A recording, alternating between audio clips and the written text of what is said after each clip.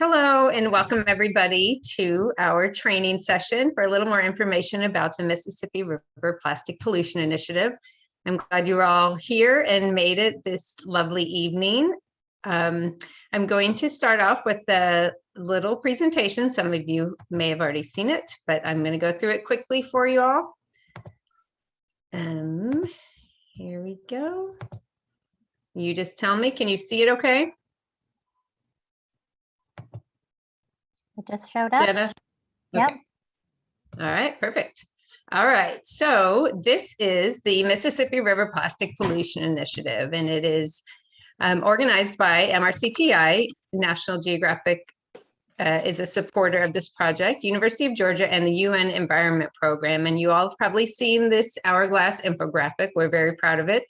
The upper portion shows the Mississippi River watershed, so anything that hits the ground in any of the states you see on there, from Montana over to Ohio, all the way down, could very well end up in the Mississippi River through storm drains and tributaries. Not very many cities and programs, stormwater programs, have capture systems within this area. So once it makes its way to the Mississippi River, it easily makes its way to the Gulf and to the ocean if it doesn't end up in one of our river cities.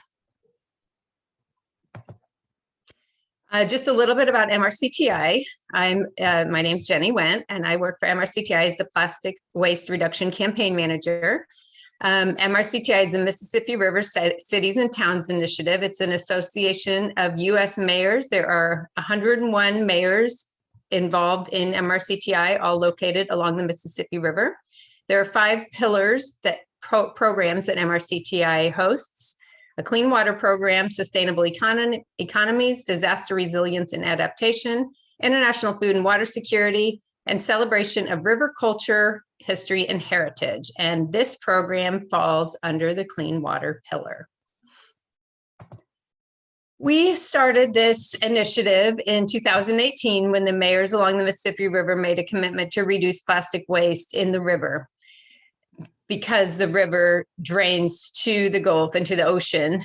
And as you can see, it drains 40% of the continent, of the country to the Mississippi River and to the Gulf. So we joined forces with the United Nations Environment Program and University of Georgia to kick this off, to focus on citizen science, to create a baseline of a kind of a snapshot of what plastics we're finding in the environment, determine what, where, and how these plastics make their way into the environment and into the river.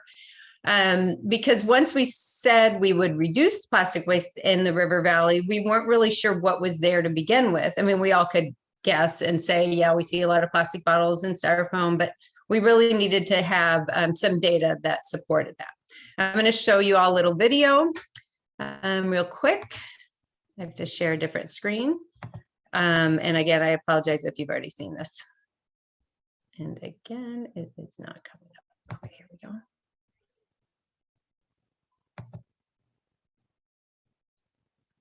Where is my...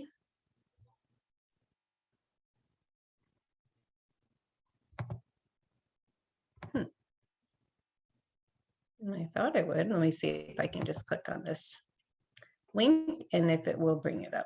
Sure. Oh, here we go. I apologize. Usually a little bit more together. Try this again.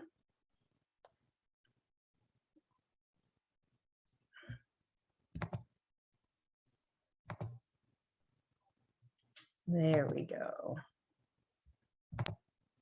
All right. The Mississippi River flows over 2,000 miles through the heartland of America, from its headwaters in Minnesota to the Gulf of Mexico. This river is the watershed for 32 states, and we are impacting it with our actions. The litter that we produce, from coffee cups to masks or plastic bags, can end up in the environment, making their way to our rivers and then into the oceans. Globally, this results in about a dump truck's worth of plastic entering our ocean every minute. The Mississippi River drains 40% of the continental United States, creating a conduit for our litter to reach the Gulf of Mexico. In September 2018, the mayors of the Mississippi River made a commitment to reduce plastic waste in the Mississippi River Valley. To support that commitment, the Mississippi River Plastic Pollution Initiative is working with volunteer citizen scientists, local communities, associations, and researchers to collect data to understand the magnitude of the plastics problem along the Mississippi River. Scientists need data on what's ending up in the environment so that we can use that information to address this important environmental problem. And you can be a part of the solution. Download the free Marine Debris Tracker app and choose the list entitled MRCTI to collect data on what plastic pollution looks like in your community. The data will be analyzed to help us understand the problem, which then leads to solutions that will help policymakers, businesses, and citizens alike take action. Join us today to ensure a clean river and clean seas for all.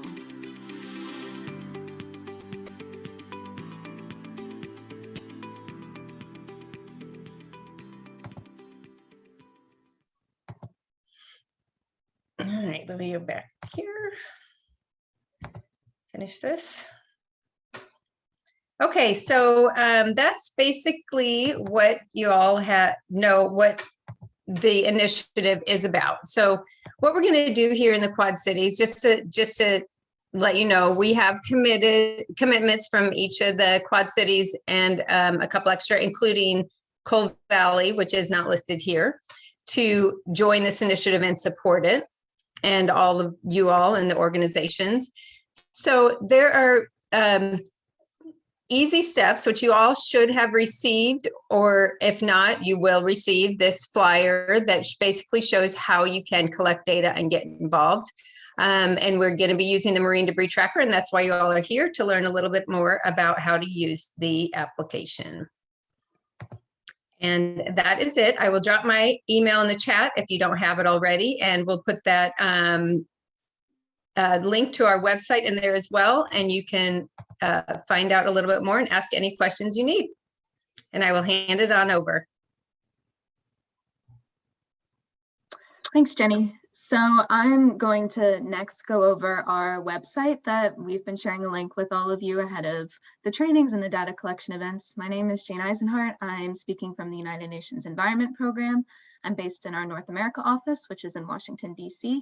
And for those who don't know, UNEP is the environmental branch of the United Nations. So it's the leading environmental authority setting the global environmental agenda. So we are convening this initiative and really serve as managers. And a part of that is we've developed a website where we host all of the initiative's information. So I'm sure that many of you have already seen it, but I'll go ahead and do a quick run through anyways, just to make sure everyone's familiar with what it looks like, where you can find information, and how you can get involved in the initiative. So this is our landing page with the video that Jenny just shared. And if you keep scrolling down, you'll see some information about the Quad Cities highlighted here. It includes when we'll be doing data collection, how to register for trainings such as this one, etc.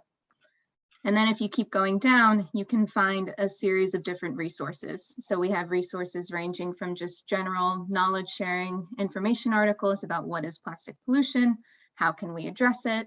Then we have things specific to the initiative, like the Citizen Science Field Guide, how to use the Marine Debris Tracker, all of that sort of stuff. We also post our press releases here. So we recently just launched our final report from the initial phase of data collection, but soon we'll be highlighting the Quad Cities launch and data collection events taking place there as well.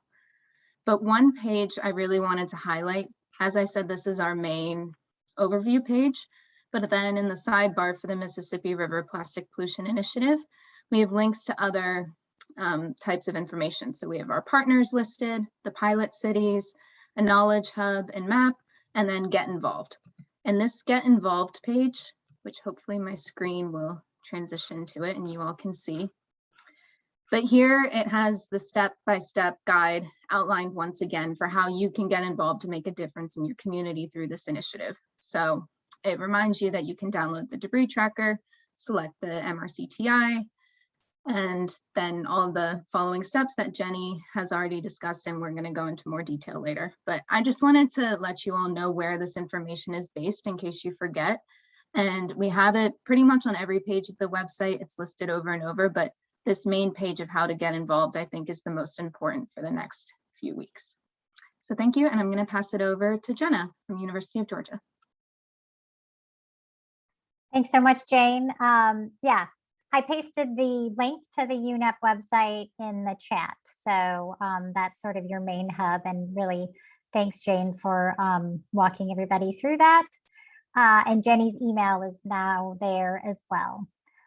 So I'm Jenna Jambeck, a professor of environmental engineering at the University of Georgia. My team and I are happy to be the science partners in this partnership, and really honored to be a part of this partnership. So tonight you're going to hear from our excuse me, research engineer and citizen science director, Catherine Youngblood, who's going to give a training on how to use debris tracker and to get everybody familiar with the protocols. The best way to go about doing this, once you kind of hear this overview, it can sound complicated, but then just go back to those easy 5 steps and you can follow those. And it's really as simple as, you know, picking up an app that's intuitive and taking a walk and recording data. We also have Sheridan Finder, who's a master's student on our team, who has helped create the map that has our randomized transect locations for you to be able to go to start your walks when possible. So with that, I would like to hand it over to Catherine Youngblood to go ahead and give the app training. All righty. Thank you, Jenna. I'll jump into my screen sharing here. All right. There we go. Okay, so first is a little bit of context before we jump into the app training. So we know that global plastic production has been increasing and continues to be a really significant number annually. And we know that some of that plastic that we're using is ending up in the ocean. The most recent estimate, 8 million metric tons in 2010. Were ending up in the ocean. We also know that the US is a significant contributor to this issue. But one of the things we were trying to really delve into with this initiative is helping us to understand how this waste is moving from our cities into the ocean, especially via conduits like rivers. And that's where the Mississippi River Plastic Pollution Initiative comes in. So the tool we're using to collect this important data to qualify how much plastic is ending up from our cities into the Mississippi River and then into the ocean is Marine Debris Tracker. So this is an app that was developed back in 2010 in collaboration with NOAA and the University of Georgia. And we're gonna go over a couple of different things in this presentation. One, first, just basically what is Debris Tracker?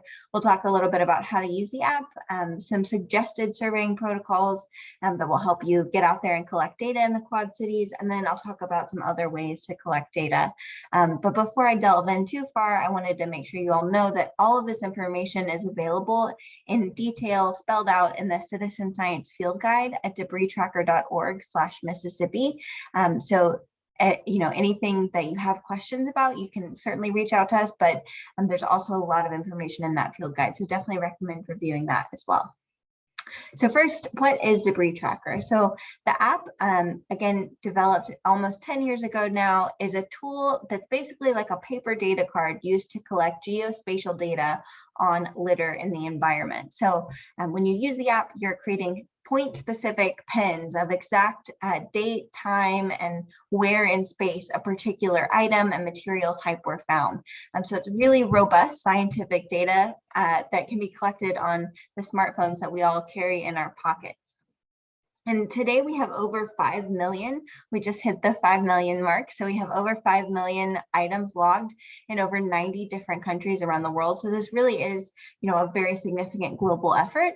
However, to this point, a lot of the data has been collected in coastal areas. So this project in the Quad Cities and along the Mississippi River really plays a very important role in helping us collect this data more upstream, close to the source of where plastic is coming from in our communities. And all this data is available at debristracker.org. So everything is open source, openly available. I'll see if I can switch my screen share really quickly and show you all our data platform. Okay.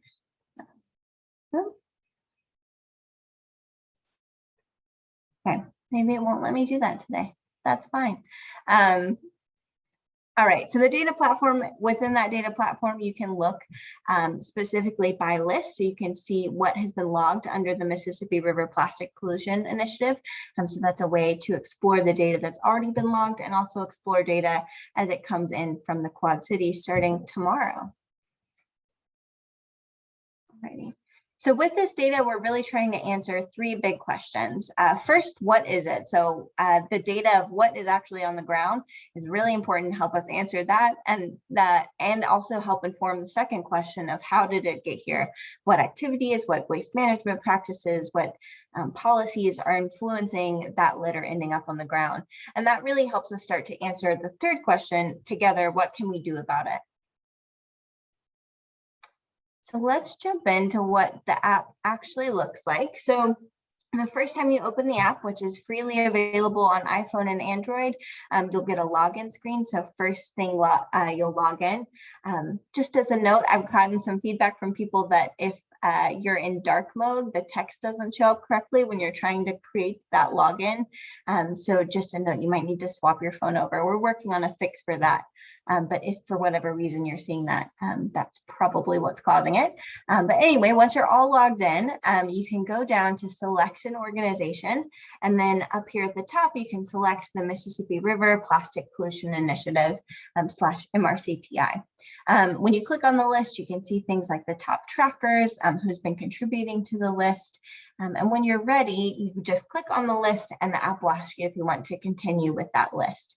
Once you've continued, the app will load a list of items in different categories. So first time you open this list, it might take a little bit to load. It's loading a lot of information. So I would recommend, if you can, opening the app on Wi-Fi or a strong cellular data connection the first time. After that, it should be much easier for it to load in the future. But you'll see this is a list of a lot of different litter items in different categories. You can collapse them all so you can see them really quickly. I definitely recommend spending a minute or two just scrolling through the categories and reading all of the items before you go out in the field, just to familiarize yourself with what's there. You can click on different categories and expand them to see what's in them. And then when you're ready to add items, you just click add and you'll see it move down here into this manage items tab. However, I do think by far the easiest way to look for items is to use this search feature up here at the top. So you start typing and it'll start auto-populating the items that fit within that search parameter down here. Another important piece of information we're collecting for this initiative in particular, beyond just the coordinates and what's there, is brand data. So when you click on the object icon, it opens up a description box where you can type in the brand.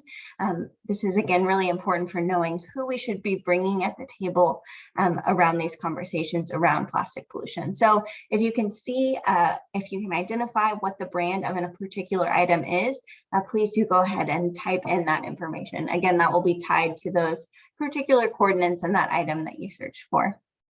If you see something that's not listed here, we do have others. So other in every category. So if you can identify the material type, you can log it as other plastic.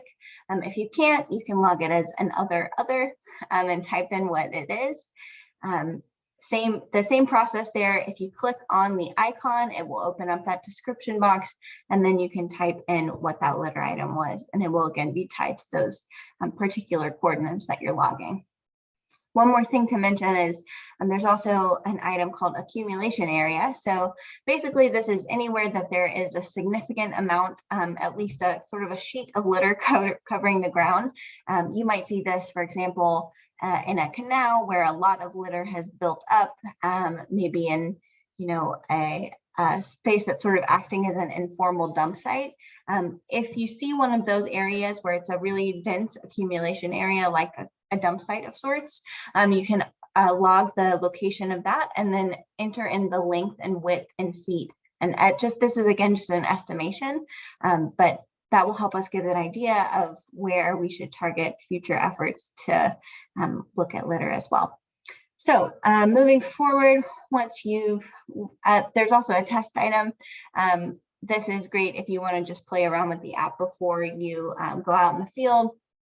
You can submit as many test items as you want before you actually are collecting data. Just make sure we don't influence our database with incorrect data, but gives you an opportunity to kind of go through the process before you get out in the field. So another great new feature we've just added is our favorite section. So a lot of times when you're collecting litter, you'll end up seeing a lot of the same stuff on the ground. For example, plastic beverage bottles, bottle caps, food wrappers, cigarettes, those things tend to be pretty prevalent everywhere. So if you click and hold the add button, it will add it to your customized favorites, which basically pins it to the top of the app. So it's right there and you don't have to scroll or search. It's right there and you can quickly log what you're seeing. You can also hold down the add button to remove something from favorite. So this is something I like to do kind of at the beginning of a litter transect so that I have that set up and it's really easy to log those very common items, helps things go a little bit faster. Once you're done logging items, you can see adding favorites there. And once you're done logging items, you can click on the Manage Items tab, and that will allow you to see where you've logged data. So, So you can see the map of items. Obviously, I was doing this in one location because it was just a demonstration, but you'll see a map of the pin and the path that you walked. And here you can also remove any items that you logged accidentally. So I'll remove everything except for the test item, and then we'll continue forward. So just click that continue button. This will take you to a survey. Really helpful if you guys can fill out this survey after you collect data. It will ask you to specify what kind of method you were following, some questions about how many people helped you with collecting the data you're submitting on the phone. If you picked up the litter you tracked, this is really a helpful survey to do the analysis of this data and make sure we're getting all the information we need. There's also an opportunity to add any other additional kind of observations you saw that you think we should know. So if you can fill out that survey and then continue again, and it'll take you to the final overview screen where you can add pictures. I like to add a picture of the general location where I've been tracking at, as well as pictures of any interesting items that I found. And then you'll see an overview of your session. And finally, you can choose to upload your session or upload it later. If you have good Wi-Fi connection, a good cellular data connection, you can go ahead and upload session. If for whatever reason you don't have good access to Wi-Fi or data where you're at, you can choose to upload later, and then back at the start screen, which I'll flip to real quickly, you'll see this little icon with the cloud. You can click on that and upload data when you have access to Wi-Fi. So that is, so once you click upload, you'll see this little spinner, and then you'll see the green arrow check once the upload is successful, and then you'll know you're done.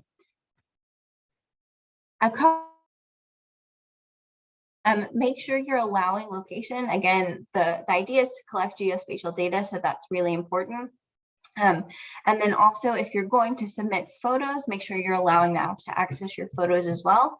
And on the location setting, make sure it's a precise location on iPhone and high accuracy mode on Android, and this will allow for the highest accuracy geospatial data about the litter you're seeing on the ground.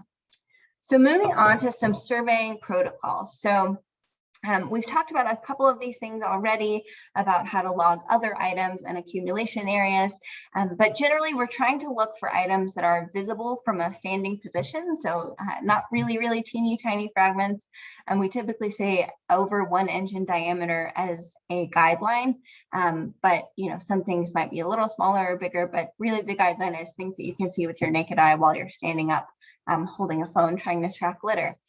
If you can tell what an item originally was, go ahead and log it as its original item. So for example, if you see a piece of a chip wrapper, you can go ahead and log it as a food wrapper instead of a fragment. That's really important to help us identify, again, that where is stuff coming from, how did it get here question. We talked about brand data, and we talked about accumulation areas. And finally, once you are done and fill out the survey, you can share what you found on social media and tag us at Debris Tracker. We're excited to see the stories start coming in from the Quad Cities, and we'll definitely reshare anything that you guys are able to share with us on Twitter and Facebook. Finally, okay, so litter on land. So this is the method that we're using to collect sort of the primary method to get a sample of litter in urban areas in the Quad Cities. So let's see if I can get the screen share to work to show you the map of the Quad Cities. 1 second. I'm not sure why the browser wasn't sharing before. Yeah, I don't know either. It's kind of weird. I only have the option to share my screen, not, okay. Can you see the browser now? Yep. Perfect. Okay, so this map, which hopefully someone can drop the link in the chat for me to this Quad City sampling map. So this is a map we've been working on with feedback from local organizations in the Quad Cities. And we've sort of tried to identify areas near the river that might influence litter getting into the river. Then we've used a randomized geosampling tool to pick priority locations. So these little squares are basically priority starting points that we've put throughout the city that the goal is to ensure that people are going to different places, and then we're getting a really wide representation of litter from different places across the Quad Cities. There also is a lot of these squares. We might not complete all of them, but as we do get squares done, you will see that this map will change, and the areas where enough squares have been completed will change to blue squares and will be blocked off, so that people know enough data has already been collected there and they can go to a square somewhere else. You'll see that there are, these are all over the Quad City, so hopefully there's one that's near you and convenient for you to go collect data. Again, this is really intended to be guidance to make sure that we're doing this in the most scientifically rigorous way possible. It's not intended to be restricted. So if there is not a square near you or you want to collect data somewhere else, again, it's not restrictive, but it's more intended to be guidelines. So swap back to my PowerPoint here. Alrighty, so once you get to one of these squares, the method is pretty simple. Basically, what we're doing is finding what we call a litter aggregation pathway. And this is basically any area where litter tends to accumulate. It might be the side of a road, the side of a sidewalk, a trail in a park, some other public right-of-way where litter tends to accumulate.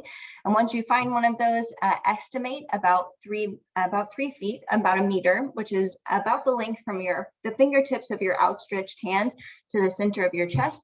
Estimate about that width and follow that width along that pathway for 30 minutes. So again, very simple, just walking along and collect and log everything that you see within that pathway. The second option for collecting data is to log floating debris.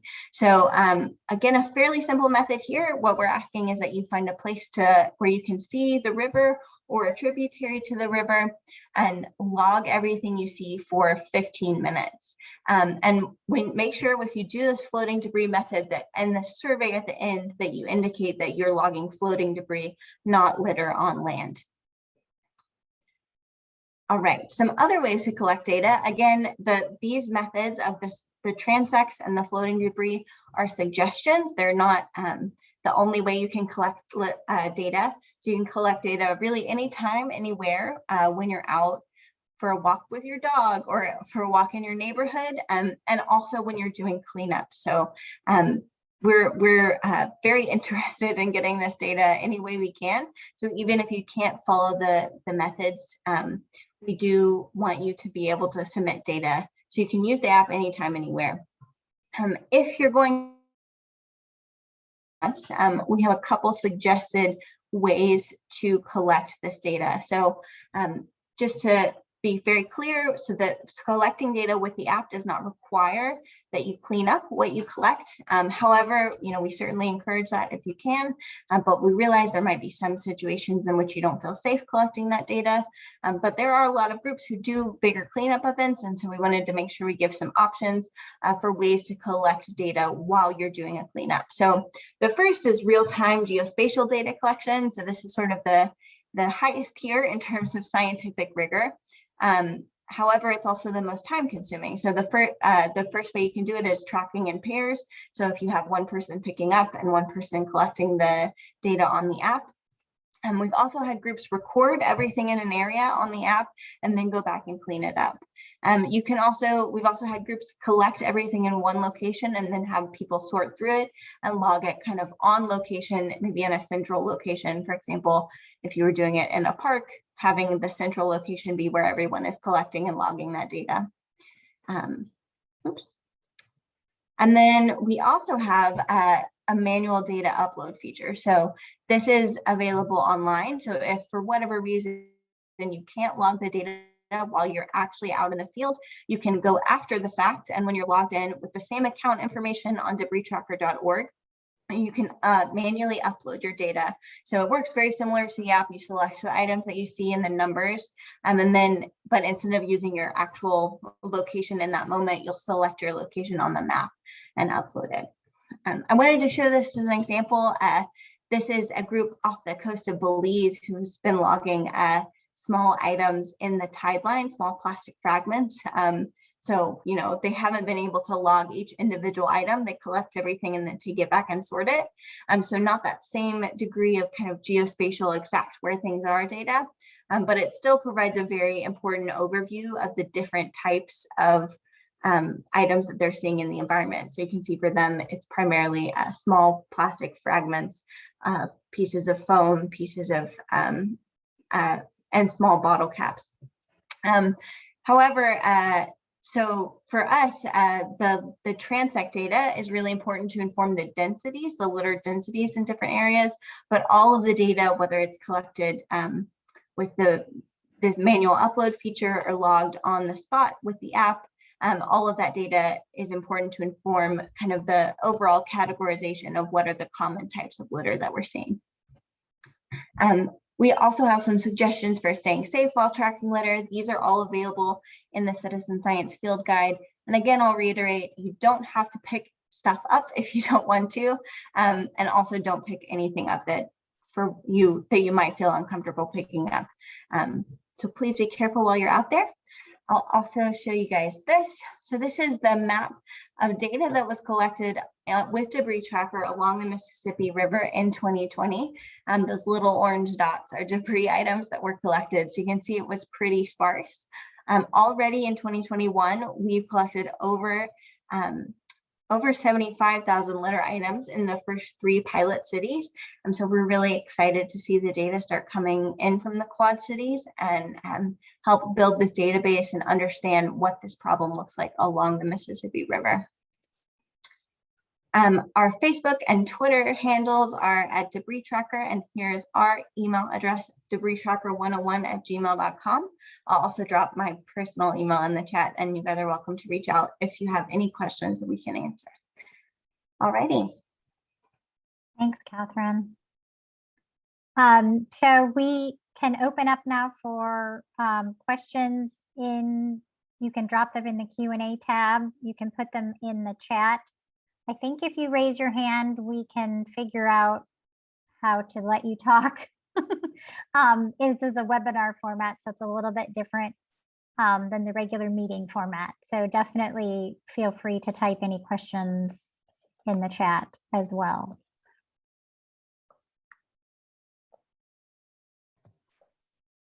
And while you're digesting all that, Jenny, did you want to talk a little bit about, oh, we have a question. Okay. Are the training videos on the website? They will be after this training video, yes. And I will share the links to the education training that was last night and the link for this training video as well. And for now, the trainings we did in the spring are available on the website. Yes. So it won't be specific to Quad Cities, but it still has the same information. Can you do the same areas more than once, or do you want all new spaces? It's best to go to a new space, I believe. Do you mean, Lori, here, can I let you talk? I'm gonna let Lori talk.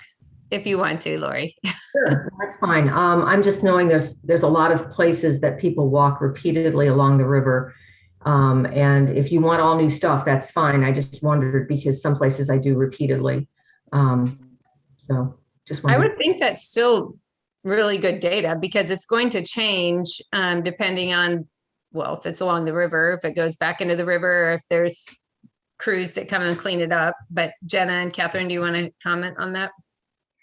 Yeah, well, yes, I think it's good to have that data, but the reason that we also make the transect maps is so that it does get spread out sort of in this snapshot, which is actually a month of time, and there could, of course, be variability in that month itself. I think the time series would be more like another season, so you can think about the seasons of the year when we might take another snapshot in terms of looking at a temporal difference. So if you did the same walk every day, that would sort of count as this one snapshot. And yes, so I think that would be a bit more kind of like the cleanups going to the same spot. One thing, and I don't know if you said this, Catherine, but when there enough data in the transect regions has been collected, it will actually turn blue on the map so that people will know that enough data has been collected there. So if you're in a transect area doing that, you may end up like that square would turn blue. You can still collect data there if you want, but it means that, hey, we have enough data there to characterize the litter density. So if you want, it'd be great if you went somewhere else so that we get data spread throughout the city, because it's very interesting to see how that changes spatially across, and in this case, across multiple cities within the region. So if that makes sense, but we're not ever going to say sort of no to data because it's going to contribute to the most common items found, you know, and if this is your walk that you do every day and you're like, this is what I can do to contribute, please do it. Absolutely. A quick note just to add to that. If you do collect data in the same spot repeatedly, make sure you answer the survey question about whether or not you picked up the litter. That will help us keep track of whether or not we're repeating the same item showing up again, or if it's new over that temporal period of the month. That's great. Thanks for bringing that up, Catherine. That's a really good point. Yep. Curtis asked a question, are all the yellow squares near waterways or just random? And I believe they are random, but they are within 1 kilometer. Well, they're mainly within 1 kilometer of the river. Is that correct? I know we added some areas based on suggestions, but I think that that's right. Is that right? Yeah. They're not within a few kilometers of the river, not just 1 kilometer, but yeah, the idea is to be, the squares themselves are sort of randomized, the priority sampling areas, but the overall sampling area is guided by areas that are close to the river or close to tributaries that partners thought were important to include as well.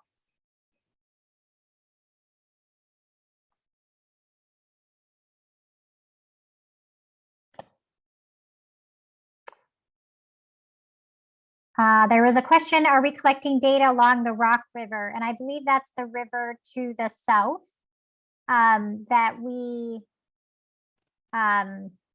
just sort of added, but I think it was just the north side of the Rock River, not the south side.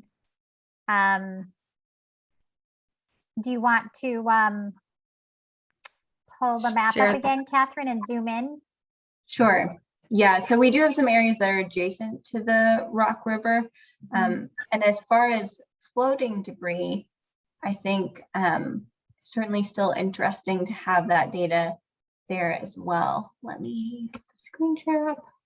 Yeah, and I do want to say that, you know, that having that map and getting people out to kind of get the data spread, because not only does it show where litter is, it also shows where litter isn't. So if we see that people have sampled in an area and then we know that that area isn't a high litter density, that's what we're, that's what we can kind of tell. But it's also good, any data is good. And if we have data with during a cleanup or during a walk, or you're walking your dogs or anything like that, it's all good data. Sorry, Catherine, go ahead. Did you show it? And I'm not sure if Yeah, everybody. no, that's great. I don't have anything to add there. Okay. But if if you're walking along the river in an area that's not, and you don't see a yellow square, please still collect the data. I mean, if you're out and about, it's all important data to have. It may not give us the litter densities through the city, but it still will give us a good idea of the top items found and if you can enter the brand, and because with that data, we can really target actions around what we're finding the most. For example, in Baton Rouge, the top item was the plastic bottle. And so we know in that area, we really want to focus, try to focus on that. Whereas in St. Paul, the top item was a cigarette butt. So maybe we want to focus on that. And so, those are just examples of why all data is good data. Now that I have my screen share working, I can actually show you guys what the data on the data platform looks like. So you can see this data coming in. This is data from St. Louis. You can scroll in and click on what specific items people found in an area. And you can also see that, so this is all of the data collected under the Mississippi River Plastic Pollution Initiative list. You can see that we're up to 85,000 litter items. So this really has been an ongoing effort where people are continuing to collect data after the timed initiative and outside of the map. So yeah, we are continuing to get data in, and it is really valuable, even if it doesn't fit within the exact parameters that we're sharing here. Now that's helpful. So Curtis asked another really good question. What is the size of the yellow squares? The yellow squares are 200 by 200 meters. And a rectangular city block is about 100 by 200 meters. So 200 meters is about the side of the long side of a rectangular city block. And so when you get navigated to a yellow square, you want to find one of those pathways that Catherine described. So and really safety comes first. So oftentimes walking along sidewalks, you can look onto the street, over the curb, but we highly recommend, walking off the road, but you can walk adjacent to roads, sidewalks, other sort of just pathways where people tend to be walking or going. Those make very good pathways for collecting a transect. And you have while we direct you to that square, it's certainly not a pinpointed location. So you have the freedom then in that square to find a spot that is, safe and feasible for you to collect data. But it does also mean you have to sort of discern, and starting anywhere in that square is perfectly fine. Yes, don't think you have to stay in that square and just walk in circles. That's not the point. It's just kind of a starting point, right? Yep. You had a good point about Coal Valley is on the south side of the Rock River. The Hennepin Canal Parkway is on the south side of the Rock River as well and that is really good to know. And just to know, when we did the first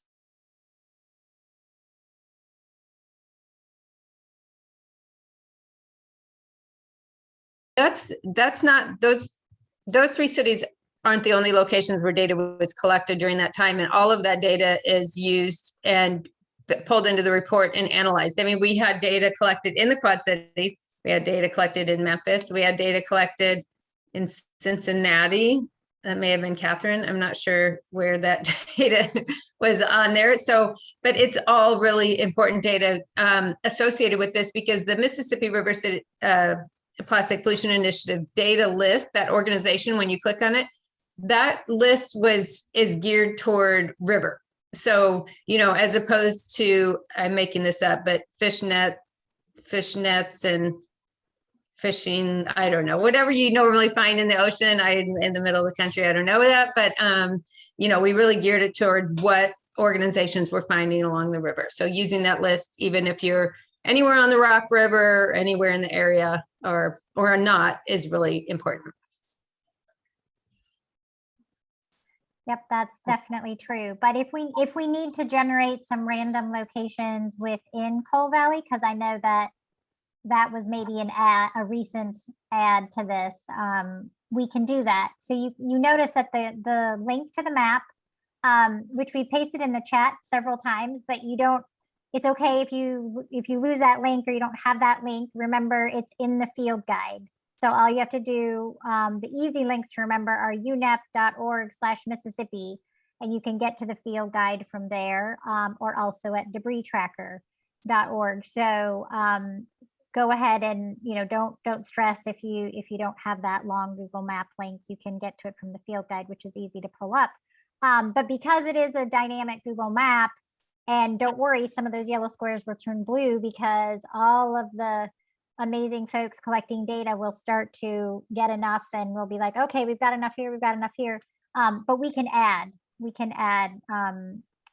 don't think we've had input from partners, so we've added most of what everyone seems to be concerned with collecting. But if this was a later add and we need to generate a few random transect locations in Coal Valley, we can do that. Absolutely. And that also, I wanted to mention, Megan is on this call, but she does not have a microphone. Megan is with the Scott County Waste Commission, and she is working with the Extreme Cleanup Group, and we are partnering with the Extreme Cleanup Group. I don't know, Jenna, if you can share that screen. And there is the link Jenna just popped in the chat. But you'll be able to see where you can go locally to your Extreme Cleanup website and learn about these things as well. And you can register, find a cleanup event if you want to collect data during a cleanup event. There's all kinds of information on that as well. And I also wanted to mention that on October 15th. So, the data collection is really important to go from October 1st to October 31st to really get that data. October 15th, we're having a launch event, was what it's called. It doesn't mean we're launching the data collection. It means that Quad Cities is launching their plastic pollution initiative to try to reduce plastic pollution in your area.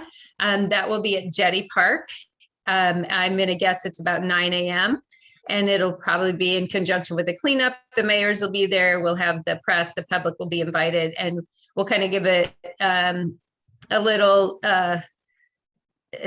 presentations about the involvement and about the plastic pollution initiative. And Jenna and I will both be there on that day and through the weekend. If you all have events that you want us to come to help share information, please let us know. We'll be there, and we are there for you all. So we can answer questions about the app, troubleshoot any issues, conduct any. Actually, we hope to meet with some partners to be able to conduct some in-person training at events where people are coming as well. Yeah. Did you see that there's a question in the chat from Virginia about the GPS signal? Okay. Yeah. So go ahead. That's pretty typical of the GPS doesn't work very well inside, unfortunately.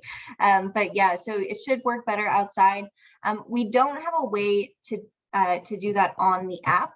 That's really what the manual upload data feature is for on the website. Unfortunately, we're trying to balance getting the most accurate scientific data we can with the app, but also giving people the opportunity to add data later. So we've chosen to put all of that on the website. So you can't select the location of the trash on the map in the app, but you can do it on the website when you upload it there, and it's all going to the same database. If you do want to do it that way, there is a paper data card available on debristracker.org/Mississippi that has the exact same items that are in the app. So that could be a helpful way to do that if you want to either print that out or even take a screenshot and tally on your phone and then upload it on the manual upload feature on the website.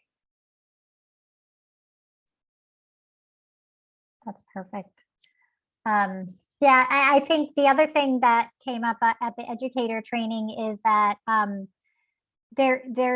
if you are collecting data to manually upload, if for some reason you're working with young kids or for any reason you want a paper data card, there is, correct me if I'm wrong, Catherine, there's a paper data card available on the website at the debristracker.org/Mississippi, so that you could print out the list and actually with a clipboard mark down what you're seeing or what you collected a cleanup and then enter that manually later. So that's another option. We're trying to sort of meet everybody's needs here in terms of being able to contribute data in any way that they are able and would like. Catherine, did you mention about not needing to have that GPS signal while you're collecting? Or, I mean, once it's important to pull up the app while you have signal, but if you're going somewhere remote, you can still collect it. You can talk about it. Yeah. So you do need a GPS signal, but you don't need a data signal. So you can, and most phones will still have a GPS signal, even when they don't have data, even in really remote locations. We have people logging all over the world in very remote areas. So as long as you've opened the app and opened the list that you're going to use, after that, you should be able to track in an offline mode with that GPS connection that your phone still has. And then you can choose that upload later feature and upload that data later when you do have access to Wi-Fi. So you don't need Wi-Fi or cellular data to collect data in the field.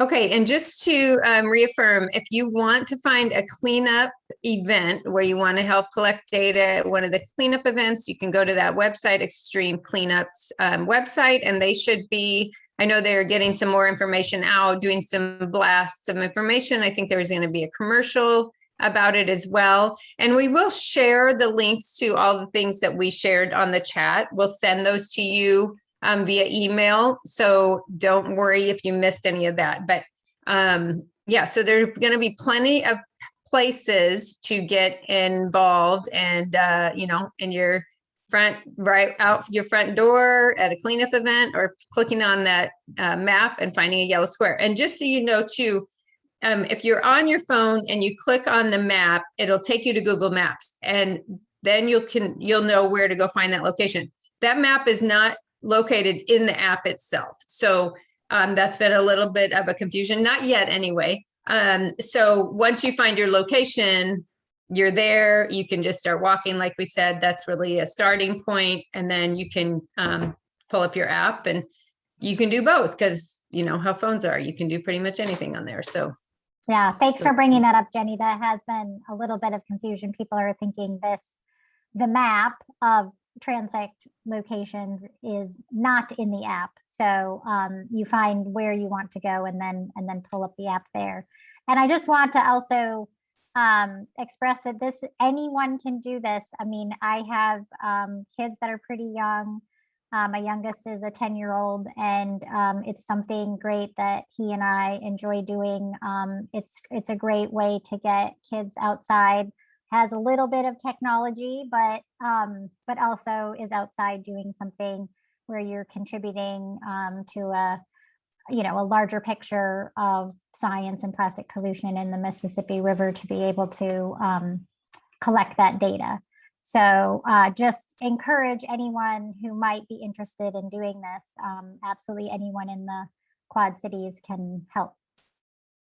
Yeah, so just piggyback on that. I know I created my own user because you create a user ID, and then my kids and my niece all used it. So then it looked like I was an amazing data collector, which is fine with me. But my point is that other people you don't have to have your kids make their own user ID. They can use their own. There's the data sheet you can use. And yesterday somebody shared in the educators training a really cute graphic, a sheet with just images, like an image of a plastic bottle, an image. And so we can share that too. So if you have small children, that makes it a little bit easier for them. And I do want, just before we close, I want to say that this is really important to get this data. And just from, we just recently, just a couple weeks ago, released the report from the first 3 pilot cities.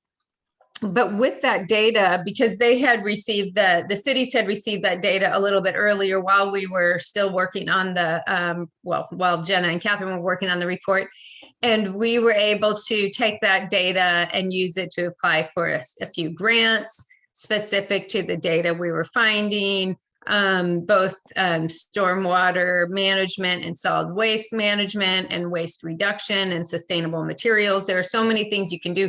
So having this data, even though everybody said, I've heard so many people say, well, why are you doing that? Because everybody knows plastic pollution is a problem. Data is data. And what do you say? What is it? You can't manage what you don't measure. And so having that data is really key. So we need it. So I'm glad you all are here. Yes, and Jane just shared the report link for the first 3 pilot cities. Oh, great. Yep, I was looking for that.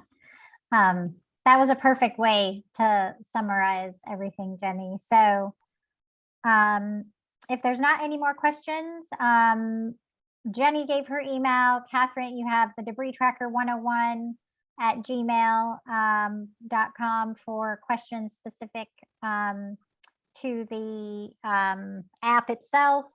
And I think Catherine also dropped her UGA email in there as well. Somebody just quickly asked at the end, how many are on this call? I think it was about 16 or so people that are on this call right now. So tell your family and friends about this initiative so we can get lots more people out collecting data. I know all the partners are telling folks about this, and I'm very confident that we'll have more, but we can always, everybody can join, and it usually is a really great experience. So thank you again to everyone who could attend tonight. Yes, Anything thank you. else? And I'll send an email with all of the links and the information that we talked about, and we'll post the reporting. You can share that as well. Great. All right. Thanks so much, everybody. Have a wonderful evening. Yes, thank Thank you. you, everyone. Thanks, everybody.